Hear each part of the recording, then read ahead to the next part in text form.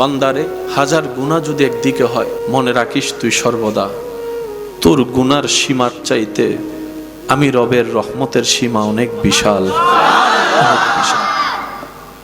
তোর কাছে পৃথিবীটা অনেক বড়। বিজ্ঞানের উন্নতির জগতে যখন তুই দেখবি এই পৃথিবীকে গিলে খেয়ে ফেলার মতো অনেক গ্রহ নক্ষত্র আছে, বান্দা আমি তোর কাছে চাই। বান্দা বলে, আল্লাহ কি চাও? সব তো তুমিই দিয়েছ, তোমার আবার কি লাগে? রব বলে যে আমি দিয়ে আবার চাই, সেটাই আমার মহাব্বত।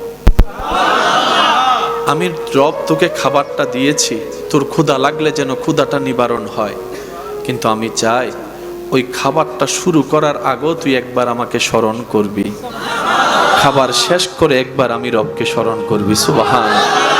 বান্দা, তোর পরের দিনের কাজ করার জন্য শরীরের একটা এনার্জি দরকার, সেই এনার্জি অর্জনের জন্য তোর একটা পরিপূর্ণ ঘুমের দরকার।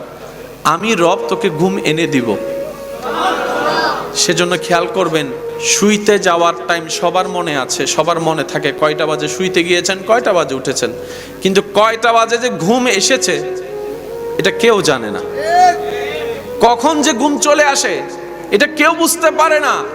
রব বলে যে তোর ঘুম আমি দিব, তুই ঘুমানোর আগে একবার আমাকে স্মরণ করবি, ঘুম থেকে উঠে একবার আমাকে স্মরণ করবি। সুবহানাল্লাহ। বান্দা বলে, আল্লাহ হিংসা তুমি পছন্দ করো না আমি জানি, কিন্তু আমি কেমনে কেমনে হিংসা করি, এমনও পর্যায়ে চলে যাই নিজের রক্তের মানুষকেও হিংসা করে ফেলি।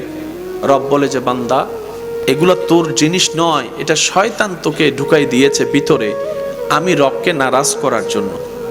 বান্দা মনে রাখিস, তুই হাজার চেষ্টা করলেও পাবি না আমি রব যদি না দিই। আর আমি রব যদি কাউকে দেওয়ার ইচ্ছা করি কোনো কিছু, পৃথিবীর সবাই মিলে চাইলো সেটা তার থেকে ছিনাই নিতে পারবে না। সুবহানাল্লাহ। টার্গেট ফিল আপ হলেই বেতন।